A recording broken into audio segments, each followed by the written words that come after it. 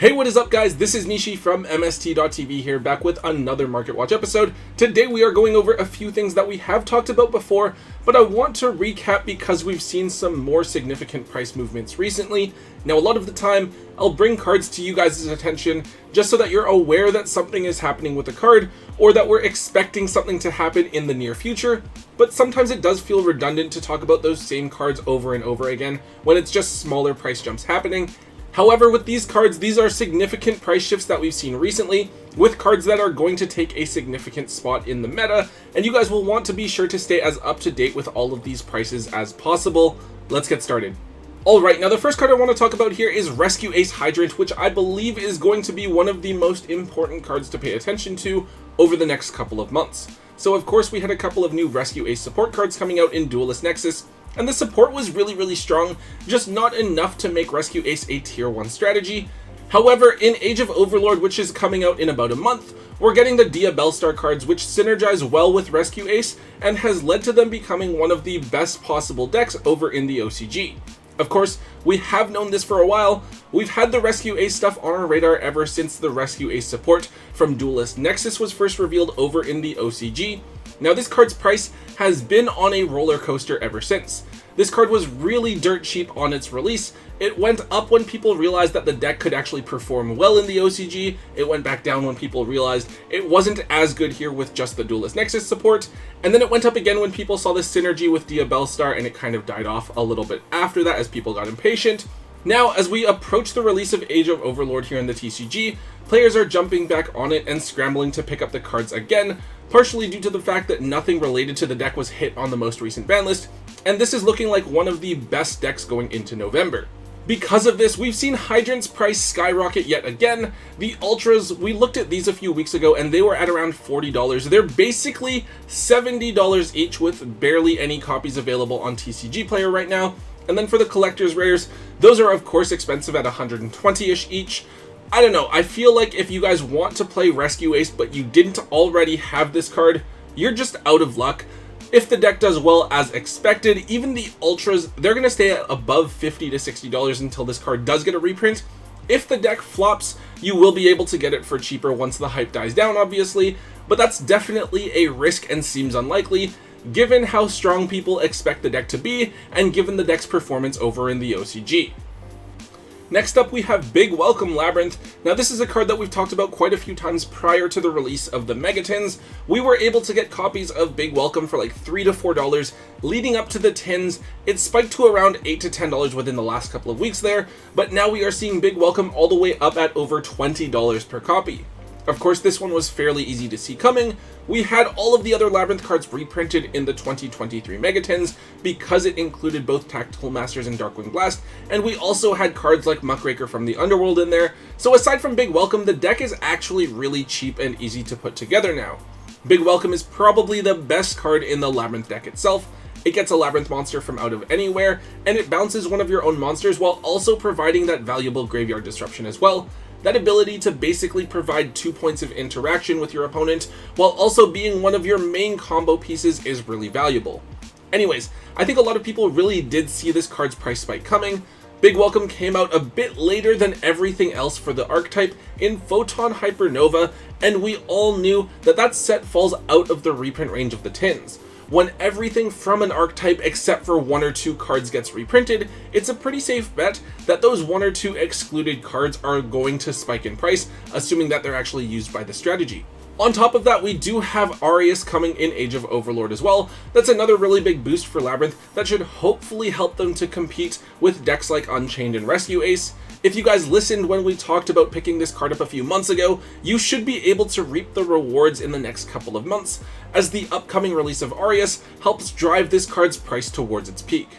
Moving on here, we have Bestial Dispater. So I think we actually talked about this card last week, and I was a bit skeptical about this card, but to be fair, I think I still am. Dispater is one of the cooler synchro monsters that we've had come out recently, summoning back a banished light or dark monster and also providing a negate.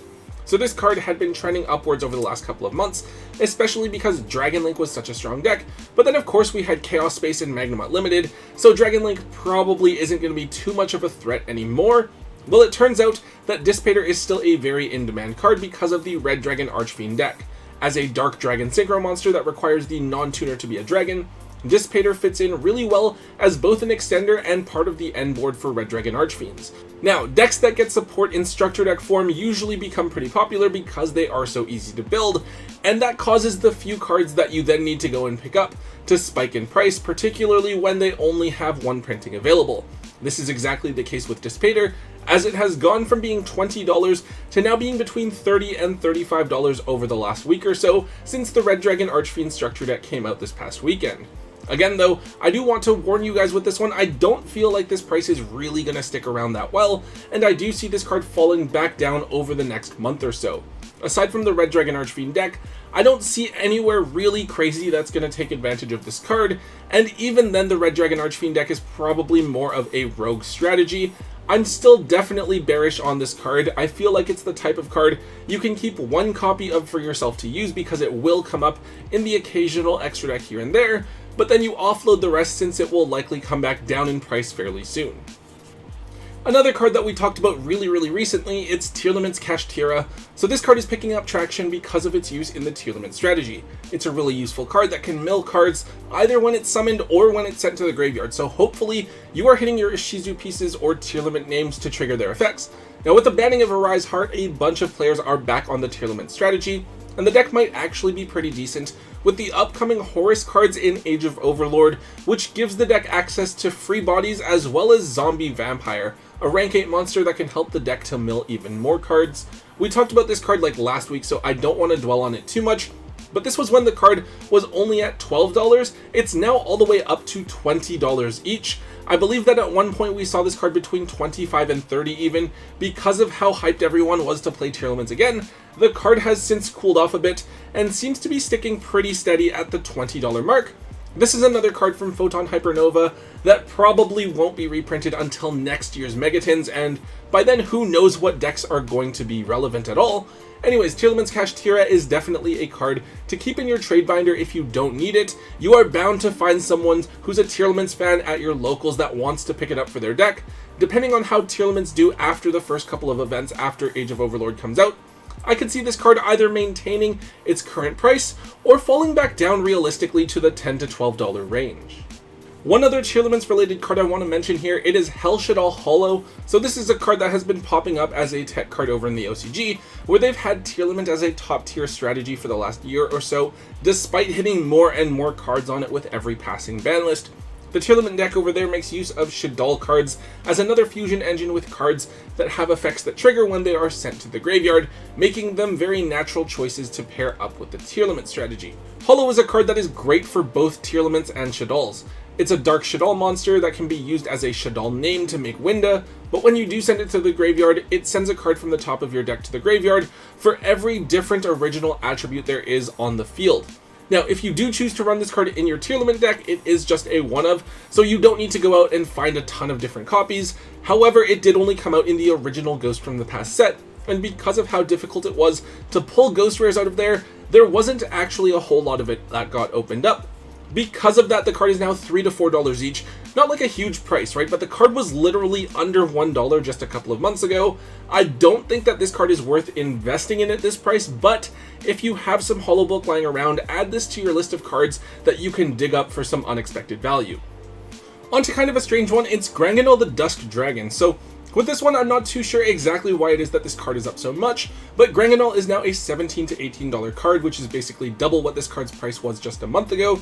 Now don't get me wrong, Granganol is a pretty useful card. If it's fusion summoned, you send a level 6 or higher light or dark monster from your deck or extra deck to the graveyard, and it also has the ability to summon a monster from your extra deck that's a Despia. Now to be honest with you, I'm not really that big on the whole branded Despia archetype.